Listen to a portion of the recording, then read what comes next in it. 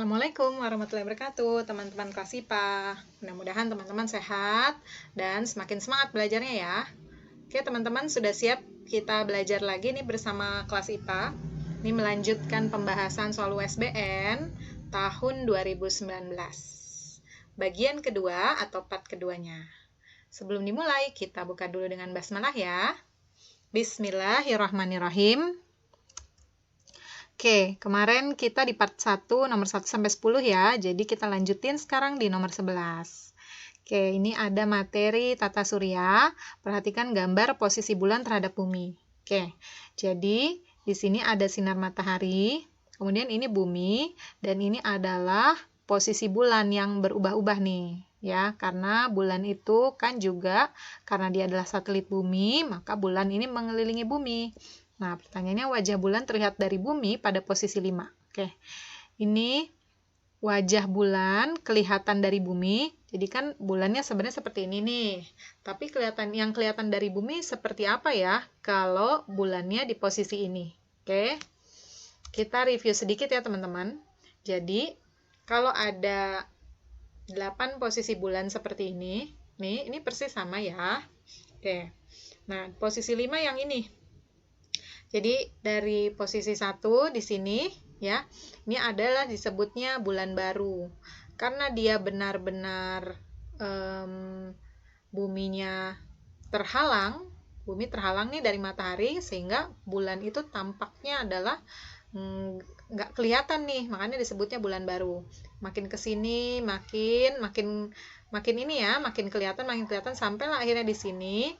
Karena di sini bulannya sudah di belakangnya bumi ya, maka matahari yang di sini terpantul cahaya mataharinya oleh bulan. Jadi bulan itu tidak bercahaya ya, tapi hanya memantulkan cahayanya, sehingga yang tampak di bumi adalah bulan purnama seperti ini. Tuh ya, jadi terang benderang bulannya. Jadi jawabannya adalah yang nomor D ya. Tuh. Oke, gampang kan? Next, kita ke nomor 12. Oke, ini adalah materi gelombang ya, getaran dan gelombang. Gelombang merambat pada permukaan laut seperti gambar. Oke, ini ada gelombang nih merambat, kemudian di atasnya ada gabus. Bila gabus ini naik turun 10 kali dalam waktu 5 second. Jadi ini naik turun 10 kali dalam waktu 5 second, maka cepat rambatnya. Oke. Kalau si gabus naik turun 10 kali dalam 5 second, artinya nih dia dalam 5 detik itu menghasilkan 10 gelombang. Tuh ya, 10 gelombang dilakukan selama 5 detik. Itu namanya 10 kali dalam waktu 5 second. Nah, dari informasi ini kita bisa dapatkan frekuensi atau periode, terserah. Teman-teman nantinya mau cepat rambatnya pakai rumus frekuensi atau periode. Oke. Kita carinya pakai frekuensi ya. Jadi kalau frekuensi adalah jumlah gelombang dibagi waktu, kalau periode kebalikannya waktu bagi jumlah gelombang. Ya udah tinggal dimasukin angkanya 10 bagi 5, 2 Hz. Oke, kita udah dapat frekuensi. Sekarang kita cari panjang gelombangnya atau lambda. Nah, teman-teman lihat di sini. Ini adalah setengah. Kan 2 meter jarak dari sini ke sini ya. Ini setengah, jadi setengah puncak. Kemudian di sini sampai sini ini juga setengah lagi. Maka setengah tambah setengah 1 ya. Artinya dari sini ke sini ada 1 puncak dan 1 lembah. Maka ini disebut 1 gelombang. Karena gelombang transversal itu terdiri dari 1 puncak dan 1 lembah. Nah, 2 meter menempuh 1 gelombang, maka ini sudah disebut panjang gelombang atau lambda. Karena lambda artinya adalah jarak yang ditempuh untuk 1 gelombang. Tuh ya. Jadi 1 gelombang ini panjangnya 2 meter, maka udah langsung itu lambda. Oke. Nah, kita udah dapat lambda, udah dapat frekuensi, ya udah kita langsung masukin ke rumus cepat rambat, yaitu panjang gelombang atau lambda dikali frekuensinya. Jadi 2 kali 2 adalah 4 meter per second. Oke. Gampang kan? Next, kita ke nomor 13. Oke. Ini adalah soal materi cahaya ya. Sebuah benda diletakkan di antara 2 buah cermin datar. yang disusun sedemikian rupa sehingga membentuk sudut satu sama lain. Jika terbentuk sejumlah 9 bayangan, maka sudut antara dua cermin. Oke, pada cermin datar, ketika disusun dengan sudut tertentu, maka rumus yang berlaku seperti ini ya. Jumlah bayangannya atau N adalah 360 dibagi sudut antara dua cermin dikurang 1. Jumlah bayangannya sudah diketahui di soal 9. Sudutnya yang kita cari, jadi yang kita cari adalah alfa di sini ya. Oke, kita masukin angkanya, kita ganti N-nya jadi 9. Tuh. Kemudian ini kan min 1, kita pindah ruas ke sini, kita gabung dia dengan 9, yang tadinya min, karena pindah ruas jadi plus ya, 9 tambah 1 sama dengan 360 per alfa. Maka alfanya adalah 360 dibagi 10, berarti sudutnya yang terbentuk adalah 36 derajat. Oke, gampang kan? Kita yang penting tahu masukin ke rumus ini. Ya, oke, itu materi cahaya. Kita lanjut ke nomor 14. Oke, ini materi listrik statis ya. Nabila menggosokkan penggaris plastik pada kain wol. Oke, nih, penggaris plastik pada kain wol. Selanjutnya, penggaris plastik didekatkan pada sobekan kertas kecil, akibatnya sobekan kertasnya tertarik oleh penggaris. Proses pemuatan yang benar. Jadi, kalau penggaris digosokkan ke kain wol, atau penggaris digosokkan misalkan ke meja gitu ya. Nah, plastik atau penggaris plastik ini ataupun bahan yang terbuat dari plastik lainnya, misalkan sisir plastik bisa juga, atau misalnya terbuat dari campuran karet ya, misalkan balon gitu. Nah, itu juga sama, balon kalau digosokkan ke kain wol. Nah, si plastik atau penggaris plastik ini dia akan bermuatan negatif. Sementara kain wol lawannya positif. Tuh ya. Kenapa si plastik negatif? Karena elektron pada kain wol pindah ke plastik. Ingat ya, sekali lagi yang bisa pindah hanyalah elektron. Proton nggak bisa pindah. Oke. Pindah kemana elektron? Elektron pasti akan berpindah ke yang bermuatan positif. Jadi karena kain wol ke yang bermuatan negatif, Jadi karena kain wol adalah positif, sementara plastik negatif, maka pindahnya dari wol ke plastik. Jadi jawabannya yang ya, penggarisnya negatif, wolnya positif, elektron pindah dari wol ke plastik. Oke, gampang kan? Ini bukan soal hitung-hitungan, tapi pakai logika aja ya. Next, ke nomor 15. Seorang siswa melakukan percobaan menggunakan tuas. Oke, ini pesawat sederhana ya. Jarak PQ. Oke, ini lihat. Jadi ada P, beban P di sini 10 Newton, jarak P ke Q yaitu 48 cm. Kemudian ada R, bebannya di sini atau W2 adalah 36 Newton. QR-nya jarak dari sini ke sini 10 cm. Ya, ini saya tambahin, saya tulisin angkanya biar mudah. Agar tuas seimbang. Oke. Prinsip tuas seimbang adalah kiri sama dengan kanan. Yang kiri di sini adalah W1 dikali sama PQ nanti. Yang kanan adalah W2 dikali sama QR. Oke, kita masukin angkanya ya. W1 kali PQ sama dengan W2 kali QR. Nah, dia bilang supaya seimbang harus apa? Kita cek aja langsung ke opsinya satu-satu ya. Cek dulu dari yang A. Menggeser beban W2. Oke, ini W2 digeser sejauh 20 menjauhi Q. Berarti dia makin jauh nih, karena ke sana. Yang tadinya 10 digeser 20, jadi nanti makin jauh, jadi 10 tambah 20 si QR-nya ya. Oke, kita ganti QR-nya. Kita masukin angkanya ke rumus yang ini ya. Jadi W1 adalah 10, PQ 48, W2 36, sini. QR-nya jadi berubah, jadi 10 tambah 20. Ini kita kali jadi 480, kemudian 36 dikali 30, 1080. Ternyata nggak sama, dia tidak seimbang. Jadi jangan pilih yang A. Oke, kita cek yang B. Menggeser beban W1 sejauh 12 mendekati Q. Jadi yang ini digeser mendekati Q sejauh 12. Berarti makin dekat nih. Kalau makin dekat kita kurangin. 48 kurang 12 ya. Jadi PQ-nya kita ganti. Nah, kita masukin angkanya ke rumus yang ini juga ya. W1-nya 10, PQ-nya 48 tadinya kan, karena digeser jadi dikurangi. Dia mendekati soalnya, jadi minus. 48 kurang 12, 36 ya. 10 kali 36, 360. Terus yang ini W2, 36 dikali QR, 10. 360 juga. Berarti jawabannya yang B. Alhamdulillah nih kita nggak perlu sampai ke C dan D ya. Udah langsung ketemu jawabannya. Oke? Gampang kan? Kita langsung aja next ke 16. Perhatikan faktor-faktor berikut ini. Faktor yang mempengaruhi medan magnet pada elektromagnet. Oke. Jadi, medan magnet ini dipengaruhi oleh 3 faktor. Yang pertama adalah jumlah lilitannya. Semakin banyak jumlah lilitan, medan magnetnya makin besar. Kemudian yang kedua, ukuran inti besi. Semakin besar ukuran inti besinya, medan magnet juga makin besar. Yang ketiga adalah kuat arus. Semakin besar kuat arus yang mengalir, medan magnet juga makin besar. Jadi yang cocok di sini yang mana? Betul, 1 dan 3. Inti besi dan jumlah lilitan. Oke? Gampang ya. Next, ke-17. Oke, ini adalah soal pemuaian ya. Oke, ini harusnya belum muncul nih, tapi udah mulai muncul duluan, nggak apa-apa ya. Kita tetap bahas. Oke, jadi sebelum dipanaskan sama semua ya. Ketika dipanaskan, ternyata panjangnya beda-beda nih.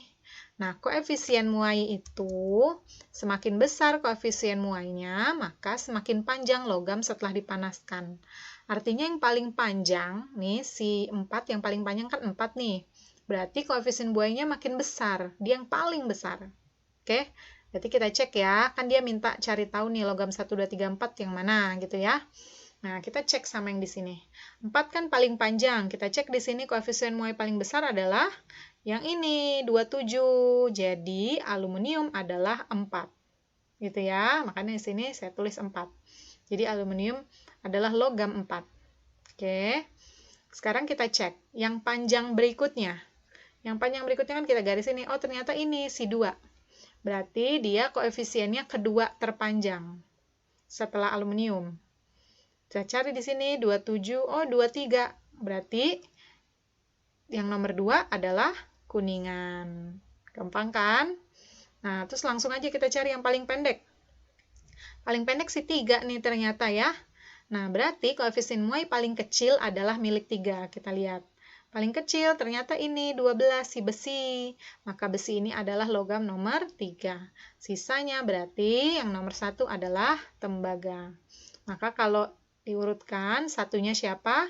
Satunya tembaga, 2-nya kuningan, 3-nya besi, 4 aluminium, jadi yang C. Oke, gampang kan? Ini juga logika banget ya. Jadi yang penting kamu tahu, kamu paham bahwa koefisien muai itu hubungannya linear dengan panjang logam setelah dipanaskan. Oke, semakin besar koefisien muainya, artinya semakin panjang juga logam ketika dia dipanaskan. Oke, kita next ke nomor 18. Oke, ini ada soal gini ya. Seorang siswa menyusun rangkaian yang terdiri atas 3 lampu. Oke, ini disusun secara paralel. Siswa tersebut menghitung daya setiap lampu. Daya lampu 1, 2, dan 3. Oke, kita lihat di sini ya. Ini tidak ada sumber energi listriknya atau tidak ada V-nya di sini. Sorry, nggak ada sumber, tidak ada V yang diketahui gitu ya. Tuh, sumber energi listriknya ada di sini, baterainya tetap ada. Kemudian di sini 1 ampere ini sebagai I1, bukan I untuk keseluruhan. Tuh ya. Pada rangkaian paralel, I-nya berbeda-beda, karena I total di sini adalah gabungan dari I1 ditambah I2, I3. Kalau ini ngarahnya di sini, ini berarti sudah di cabang yang ini, jadi ini adalah I1. Oke, jadi kita pahami dulu soalnya ya. Nah, daya rumusnya adalah V kali I. Sementara kan V-nya nggak ada nih, ya. Maka ini kita turunkan lagi. V itu sesuai hukum Ohm adalah I kali R. Maka V-nya kita ganti, jadi P-nya adalah I kali R kali I. Itu ya. I kali R yang ini, kemudian I-nya yang di sini. I yang belakang yang punyanya yang ini. Jadi rumusnya nanti jadi begini. Oke, kita cari dulu dari daya pertama, P1. I-nya udah ada dia 1 ampere. R yang pertama 12 ohm. I-nya 1 tadi ya. Jadi 1 kali 12 kali 1, 12 watt. Oke, jadi A sama D udah pasti salah nih ya. Tinggal B sama C.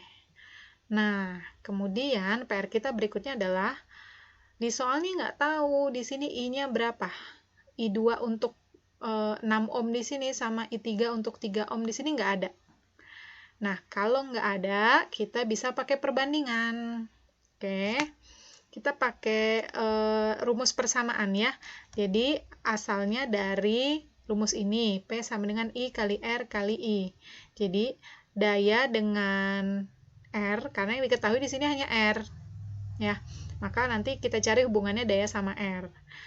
Daya sama R artinya semakin besar dayanya, listriknya makin besar dong. Dayanya juga makin besar ya. Semakin besar hambatan, dayanya makin besar. Maka rumusnya jadi gini persamaannya. Kita turunkan dari sini ya.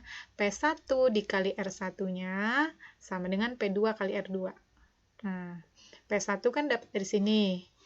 Ya. Dan dapat dari yang ini, tadi udah ketemu.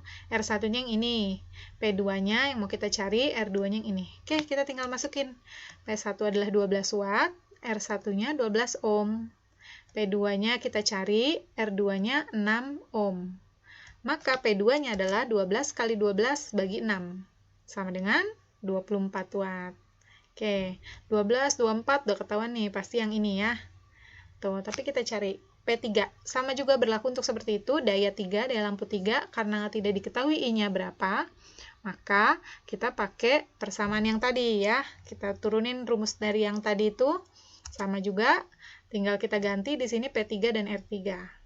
Masukin lagi P1-nya 12, R1 12, P3 yang kita cari, R3-nya 3 nih. Udah sama, gampang ya. Berarti hasilnya 12 kali 12 bagi 3 adalah 48 watt. Jadi yang C. Oke, gampang kan? Next ke 19. Oke, soal kimia nih ya. Zat yang dicetak tebal. Oke, zat aditif nih, bahan tambahan makanan yang dicetak tebal ini, tartrazin. Tartrazin fungsinya adalah, iya betul, pewarna. Ya, dia pewarna kuning jingga ya.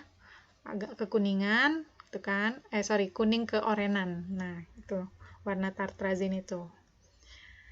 Antioksidan TBHQ ini udah ketahuan antioksidan. Jadi dia pencegah terjadinya oksidasi. Monosodium glutamat ini adalah MSG atau penyedap rasa. Tuh ya. Oke, kita lanjut ke nomor 20. Oke, ini lanjutan yang tadi nih. Perhatikan gambar mikroskop dan tabel fungsinya. Oke, ini ada mikroskop, ini tabel fungsi, pasangan yang benar. Oke, kita cek dulu dari A ya. A ini gambar apa sih? A ini adalah lensa okulernya. Nah, lensa okuler ini adalah tempat di mana pengamat bisa mengamati. Tuh ya, jadi mata pengamat ditaruh di sini nih. Kamu ngelihatnya di sini. Oke, kemudian kita cek yang A. A katanya 3. Kita lihat A 3. Oh, bukan. Memperjelas bayangan benda. Bukan ya. Dia adalah tempat pengamat. Tuh, mengamati. B, kita cek yang B. B adalah lensa objektif. Fungsinya memperbesar bayangan. Ada tergantung di sini ada pilihannya ada 10 kali, 40 kali. Tergantungnya mau sampai kelihatan sebesar apa. Kita cek B1. B mengatur banyaknya sedikit cahaya. Bukan. Jadi nggak cocok yang ini ya. Kita cek sekarang yang C. C ini yang di sini ya. Kalau atas lagi ini namanya meja preparat, tapi kalau yang di bawahnya agak kayak ada lingkarannya begitu, ini namanya diafragma. Fungsinya adalah mengatur banyak sedikitnya cahaya. Tuh. Jadi kita cek yang C di sini katanya 2. Sini kita cek 2. Memperbesar bayangan? Bukan. Maksudnya yang tadi yang C yang ini ya. Jadi otomatis jawabannya D dong. Oke, kita cek. D ini adalah makrometer atau pengatur kasar ya. Pengarah pengatur kasar. Fungsinya menaik turunkan secara cepat. Kalau yang kecil mikrometer dia secara lambat atau secara halus gitu. Makanya disebutnya pengatur halus kalau mikrometer. Kita cek D4. Menaik dan menurunkan O, betul. Jadi jawabannya yang D. Oke, gampang kan mikroskop? Oke, teman-teman, kita cukupkan dulu sampai di sini. Mudah-mudahan yang sedikit ini bermanfaat, dan juga mudah-mudahan teman-teman semakin semangat lagi belajarnya, semakin paham. Oke, jangan menyimpan luka, karena seringnya justru menusuk diri sendiri. Kelas IPA, mohon maaf apabila ada salah. Alhamdulillahirrahmanirrahim. Assalamualaikum warahmatullahi wabarakatuh.